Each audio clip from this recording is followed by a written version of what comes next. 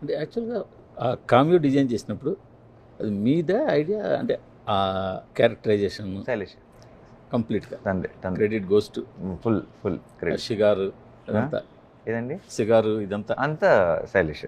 చిన్న చిన్నవి చాలా ఇప్పుడు ఈ సినిమాలో మ్యానరిజమ్స్ చిన్న చిన్నవి చాలా. I also join the thing and చాలా ఇంప్రొవైజేషన్స్ ఉన్నాయి, చాలా కొత్త కొత్తవి చాలా ఎలిమెంట్స్ ఉన్నాయి.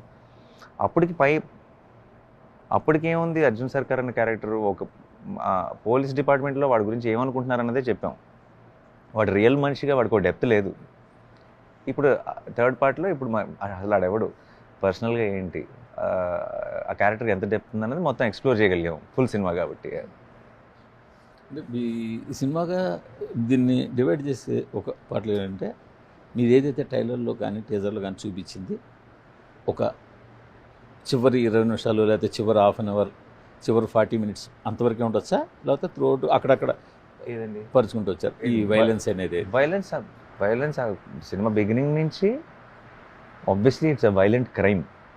ఆ క్రైమ్ని ఇన్వెస్టిగేట్ చేస్తున్నాం. దాని related couple of action episodes ఉన్నాయి అవన్నీ, but different grammar of action episodes. చివరికి వెళ్ళేటప్పటికి ఆబ్వియస్లీ ఒక పీక్కి వెళ్ళిపోతుంది.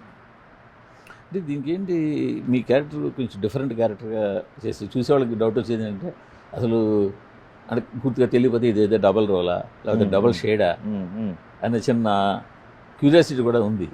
దాని గురించి ఏమైనా చెప్పడానికి ఉందా, అసలు ఏం లేదా?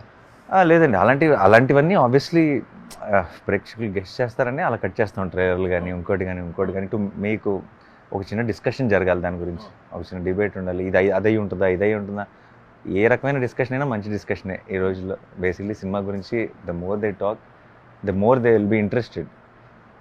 అండ్ నేను చాలా రకరకాల థియరీలు చూసాను ఆఫ్టర్ ద ట్రైలర్ వచ్చిన తర్వాత. అవేం కాదు, బట్ ఎనీవే మీరు చూస్తారు కదా ఫిల్మ్లో. అలాంటిదేం లేదు, డబల్ రోల్ ఏం లేవు. డబల్ రోల్ షేడ్స్ ఏమైనా ఉండొచ్చు.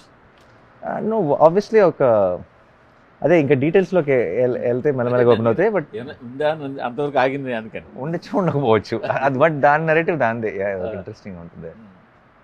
అంటే ఈ సినిమా స్టార్ట్ చేయడానికి మీరు మొన్న అనుకుని అప్పటికప్పుడు స్టార్ట్ చేసి మీరే చెప్పారు.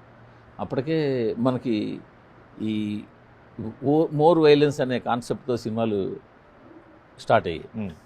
సో అవేమైనా ఇన్స్పైర్ చేశాను మిమ్మల్ని? అస్సలు దానికి వాళ్ళకి సంబంధం లేదు. వీఆర్ ఆల్సో చాలా క్లియర్గా చెప్పాల్సింది ఏంటంటే మీ బ్రెయిన్లో ఉంది ఐడియా ఏదండి ఈ మోర్ వైలెన్స్ టైప్ మూవీ ఇది అని? ఎప్పుడు మేము స్టార్ట్ చేసేస్తాం కదా, ఈ మధ్య వచ్చిన రీసెంట్ వైలెంట్ ఫిల్మ్స్ కంటే ముందే ఈ థాట్ స్టార్ట్ అయిపోయింది. ఈ idea what ever the script was the same. And also violence అనేది మిగతా ఫిల్మ్స్ మీద నేను కమెంట్ చేయను, కానీ it's not for the sake of it. నేను ఇంత చెప్పినట్టు వైలెన్స్ అన్నది ఇప్పుడు వైలెంట్ సినిమాలు ఉంటే బాగుంటాయి అని ఇంకోటని కాదు, అది కథ అంతే, కథ అక్కడికి తీసుకెళ్ళింది అండ్ దానికి ఏం చేయాలో చేసాం. సో ఆ యాంగిల్లో అసలు ఎప్పుడు చూడాల, అసలు ఏ సినిమాలు వస్తున్నాయి, ఇంతకుముందు ఏమున్నాయి, ఇవన్నీ ఇప్పుడు యాక్చువల్లీ నాకు వేరే సినిమాల టాపిక్ అసలు మాకు ఎప్పుడు రాలేదు. ఈ రిలీజ్కి దగ్గరకు వచ్చి మీడియాని కలుస్తున్నప్పుడు ఈ పేర్లు వినపడుతున్నాయి, ఆ సినిమాతో ఈ సినిమాతో, లేదంటే సెన్సార్కి వెళ్ళినప్పుడు డిస్కషన్స్. కానీ అసలు అప్పుడు మా తోటలో అసలు మేము హిట్ అన్నది ఈ కథగా చూస్తున్నాం, ఈ కథలో ఏం అవసరమో చేసుకుంటే వెళ్ళాం తప్పితే దాన్ని ఇంకొక సపరేట్ ఎంటిటీ లాగా వైలెన్స్ని అలా ట్రీట్ చేయాలి. మీరు ఒక వైట్ సూట్ వేసుకొచ్చి ఆ యాక్షన్ సీన్, ఆ వైట్ సూట్ అంతా బ్లడ్ షెడ్, అది న్యాచురల్గా యానిమల్ని కొంచెం గుర్తు చేస్తుంది కదా? లేదండి, దీనికి మీరు కథ చూస్తున్నప్పుడు మీకు అర్థమవుతుంది. అది ఒక ఊరికే ఫర్ సేక్ ఆఫ్ ఇట్ కదా, దానికి ఒక రీజన్ ఉంది, దానికి కూడా ఒక సాలిడ్ రీజన్ ఉంది. జనాలు అనుకోవచ్చు. అండ్ అదే నేను ఇందాక అన్నట్టు any discussion before the release is good only. ఏమనుకున్నా అసలు ప్రాబ్లం ఎక్కువ డిస్కషన్ అయితే మీకు మంచిదే కదా. అండ్ అందులో కొట్టిపారేయడానికి ఏం లేదు, నేను క్లారిఫై చేయాల్సింది కూడా ఏం లేదు. సినిమా క్లారిఫై చేస్తుంది.